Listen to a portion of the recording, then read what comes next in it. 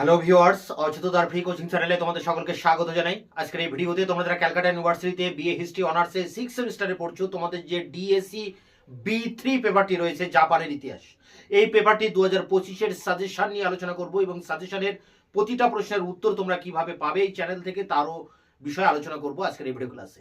তার আগে বোর্ডে কি লেখা রয়েছে একবার দেখে নিই।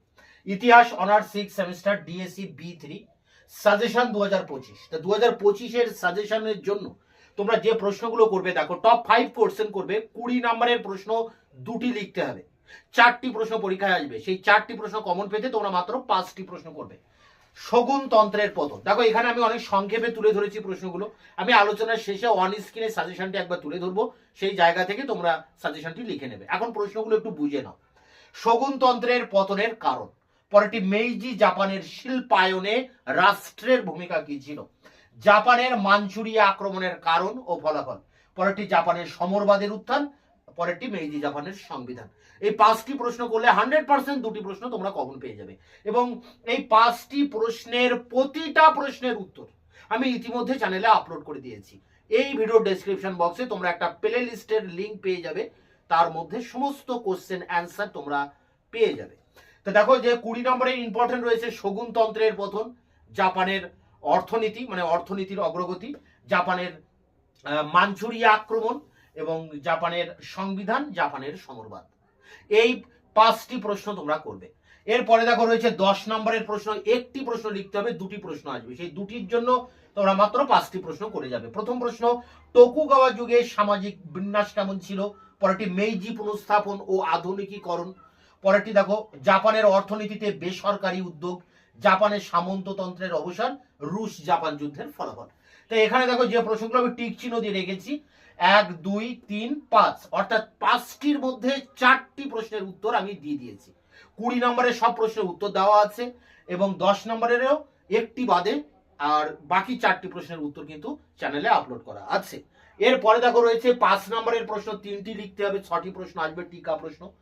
প্রথম প্রশ্ন, 1853 কমোডোর পেরির অভিযান, পরেরটি জাপানের পাল হারবার আক্রমণ, পরেরটি জাপানের সামুরাই শ্রেণী বা আসতে পারে জাইবাৎসু শ্রেণী। এই দুটোর একটা কিন্তু আবার 100% কমন, জাপানের সামুরাই শ্রেণী নতুবা জাইবাৎসু শ্রেণী। একটা ছিল যোদ্ধা শ্রেণী আর একটা ছিল বণিক শ্রেণী। মেইজি জাপানে আধুনিক শিক্ষা ব্যবস্থা কেমন ছিল, পরেরটি পোর্টস মাউথের সন্ধির শর্তাবলী, পরেরটি রয়েছে 1858 হ্যারিস চুক্তি।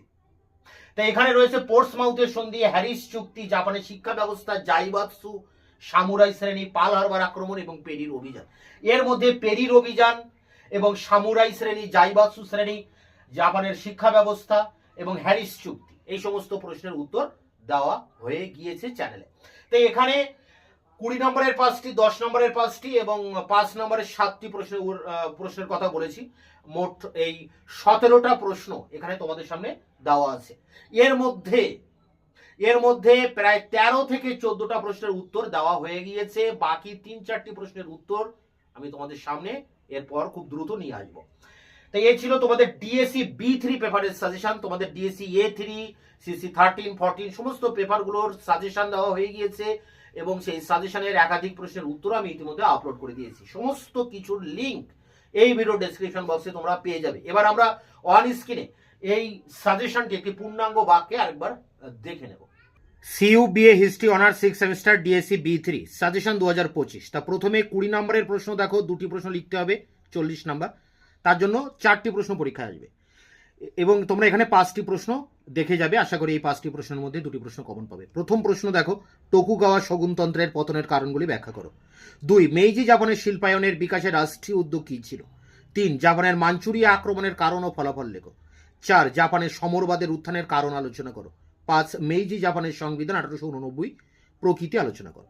তো এই 5টি প্রশ্ন অর্থাৎ শগুনতন্ত্রের পতন, শিল্পায়ন, মাঞ্চুরিয়া আক্রমণ, সমরবাদ এবং সংবিধান, এই 5টি প্রশ্ন দেখো, প্রতিটা প্রশ্নের টিক চিহ্ন দেওয়া রয়েছে, অর্থাৎ এই 5টি প্রশ্নের উত্তর আমি ইতিমধ্যে চ্যানেলে আপলোড করে দিয়েছি। এরপরে দেখো রয়েছে মার্কস 10, অর্থাৎ 10 নম্বরের প্রশ্ন। এখানে একটি প্রশ্ন লিখতে হবে, দুটি প্রশ্ন পরীক্ষায় আসবে। তার জন্য তোমরা 5টি প্রশ্ন দেখে যাবে 20 নম্বরের প্রশ্নের মতো। দেখো প্রথম প্রশ্ন রয়েছে, টোকুগাওয়া শগুন যুগে জাপানের সামাজিক শ্রেণীবিন্যাস বিশ্লেষণ করো। পরেরটি, মেইজি পুনঃস্থাপনের প্রকৃতি বা মেইজি পুনঃস্থাপন কি আধুনিক যুগে সূচনা করেছিল। পরেরটি মেইজি জাপানের অর্থনৈতিক উন্নয়নে বেসরকারি বা ব্যক্তিগত উদ্যোগ। 20 নম্বরেতে যেমন মেইজি যুগের জাপানের অর্থনীতিতে রাষ্ট্রীয় উদ্যোগ পড়ছো, তোমরা 10-এ পড়বে বেসরকারি বা ব্যক্তিগত উদ্যোগ। পরেরটি রুশ জাপান যুদ্ধ 1904 থেকে 5 এর ফলাফল বিশ্লেষণ করো। পরেরটি রয়েছে দেখো জাপানের সামন্ততন্ত্রের অবসান ও কৃষি সংস্কার সম্পর্কে লেখো। 5টি প্রশ্ন এখানে রয়েছে, আশা করি এই 5টির মধ্যে তোমরা একটি প্রশ্ন কমন পেয়ে যাবে। প্রথম প্রশ্ন টোকুগাওয়া সামাজিক শ্রেণীবিন্যাস, পরেরটি মেইজি পুনঃস্থাপন, পরেরটি জাপানের অর্থনীতিতে বেসরকারি উদ্যোগ, রুশ জাপান যুদ্ধের ফলাফল, পরেরটি জাপানের সামন্ততন্ত্রের অবসান। এখানেও দেখো তোমাদের 4টি প্রশ্নের টিক চিহ্ন দেওয়া রয়েছে, অর্থাৎ 4টি প্রশ্নের উত্তর আমি কিন্তু ইতিমধ্যে দিয়ে দিয়েছি। জাপানের সামন্ততন্ত্রের অবসান এর উত্তর আমি খুব দ্রুত তোমাদের সামনে নিয়ে আসবো। এরপর 5 নম্বরের প্রশ্ন 3টি লিখতে হবে, 6টি প্রশ্ন পরীক্ষায় আসবে, তার জন্য তোমরা 7টি প্রশ্ন এখানে দেখে যাবে। দেখো প্রথম প্রশ্ন, 1853 খ্রিস্টাব্দে কমোডোর পেরির অভিযানের তাৎপর্য লেখো। পরেরটি জাপানের পার্ল হারবার আক্রমণ সম্পর্কে টিকা লেখো। পরেরটি প্রাক পুনঃস্থাপন যুগে জাপানের সামুরাই শ্রেণীর ভূমিকা কি ছিল। পরেরটি রয়েছে মেইজি জাপানে আধুনিক শিক্ষা ব্যবস্থা কেমন ছিল। পরেরটি আধুনিক জাপানের ধনতন্ত্রের বিকাশে জাইবাৎসুদের অবদান লেখো। পরেরটি দেখো রয়েছে পোর্টস মাউথের সন্ধির শর্তাবলী কি ছিল। এবং শেষ প্রশ্ন, 1858 খ্রিস্টাব্দের হ্যারিস চুক্তির গুরুত্ব বা শর্তগুলি লেখো। তো এখানে এই 7টি প্রশ্ন করলে তোমরা অবশ্যই 3টি 5 নম্বরের প্রশ্ন কমন পেয়ে যাবে। এবং এখানে অনেকগুলি প্রশ্নের উত্তর দেওয়া আছে। পার্ল হারবার প্রশ্নের উত্তরও কিন্তু আমি ইতিমধ্যে দিয়ে দিয়েছি। একটি এবং এখানে একটি 2টি পোর্টসমাউথ এবং সামুরাই, এই 2টি প্রশ্ন এবং একটি 10 নম্বরের প্রশ্ন, মোট 3টি প্রশ্নের উত্তর এখনও দেওয়া বাকি রয়েছে সাজেশন অনুযায়ী।